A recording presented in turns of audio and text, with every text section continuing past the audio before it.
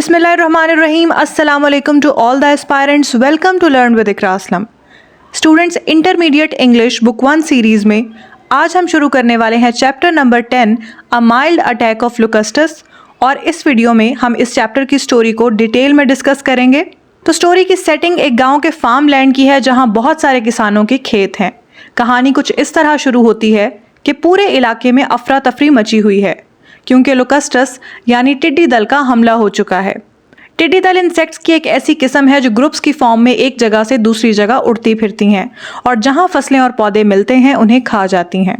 तो गांव के सभी लोग इसी वजह से परेशान हैं कि टिड्डी दल उनकी फसलें तबाह कर देंगे। उन्हीं लोगों में मार्गरेट भी शामिल थी जो दूर पहाड़ियों की तरफ से आने वाले टिड्डियों के लश्कर को देख रही थी, और वो लश्कर दूर से सुर्ख रंग की बारीक सी धारी की तरह नजर आ रहा था। रिचर्ड और बूढ़ा स्टीफन मुलाजिमों को बुलाते हैं और मजदूरों को बुलाने के लिए घंटियां भी बजाई जाती हैं। सब मुलाजिम स्टोर में से टीन के डब्बे और पुराने धात के टुकड़े इकट्ठे करने में मसरूफ हैं, और तमाम मजदूर खेतों की तरफ भागते हैं और साथ साथ शोर मचाते हैं कि टिड्डी दल का लश्कर करीब आ चुका है। अब वो किसी भी वक्त फसलों पर हमलावर होने वाला था। कुछ ही देर में खेतों में से धुआं उठने लगा था।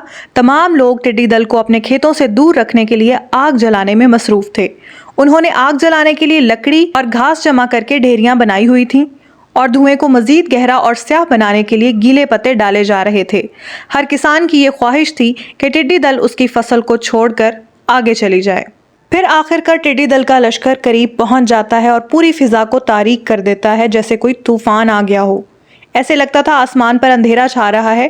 टिड्डी दल स्याह बादल की तरह आगे बढ़ रहे थे। आखिरकार वो लश्कर फसलों और दरख्तों पर हमला आवर हो गया। वो फसलों की एक एक पत्ती खा गईं। दरख्त टिड्डी दल से भरे हुए थे और उनके वजन की वजह से उनकी शाखें जमीन की जानिब झुक गई थीं। हर तरफ टिड्डी दल थे जैसे बारिश हो रही हो, और उनकी हरकत की वजह से जमीन भी हरकत करती हुई महसूस हो रही थी। फिर एक आदमी फसलों की जानिब से भागता हुआ आता है और बताता है कि सारी फसलें तबाह हो गई हैं और जानवरों के लिए कोई घास नहीं बची। वो सब अभी भी आग जलाकर धुआं पैदा करने और घंटियों से शोर मचाने में मसरूफ थे क्योंकि वो उनको यहाँ रिहाइश का ठिकाना बनाने से रोकना चाहते थे। अगर लुकस्टस उस जगह पर ठिकाना बनाकर अंडे देने में कामयाब हो गईं तो इनकी तादाद कई गुना बढ़ जाएगी, और मजीद ये कि अगर एक बार इन्होंने आना शुरू कर दिया तो इसका मतलब आने वाले 2-3 साल में ये बुरे मौसम की तरह किसी भी वक्त आती रहेंगी। फिर आखिरकार पूरे खेत तबाह करने के बाद टिड्डी दल का वो दस्ता वहां से गुजर जाता है, और सब आदमी दोपहर का खाना खाने के बाद नए सिरे से सब कुछ काश्त करने फसलों में चले जाते हैं और उम्मीद करते हैं कि जल्द ही बारिश हो जाएगी और घास उग जाएगी, क्योंकि दूसरी सूरत में जानवर भूख से मर जाएंगे। वो पूरा इलाका तबाही का मंजर पेश कर रहा था, पर उन लोगों ने फिर भी शाम का खाना बहुत रग़बत से खाया क्योंकि सूरत हाल इससे भी बुरी हो सकती थी। तो स्टूडेंट्स, ये थी chapter number 10 a mild attack of locusts की कहानी। नेक्स्ट वीडियो में मिलते हैं इंपॉर्टेंट एग्जाम क्वेश्चंस के साथ। Stay tuned.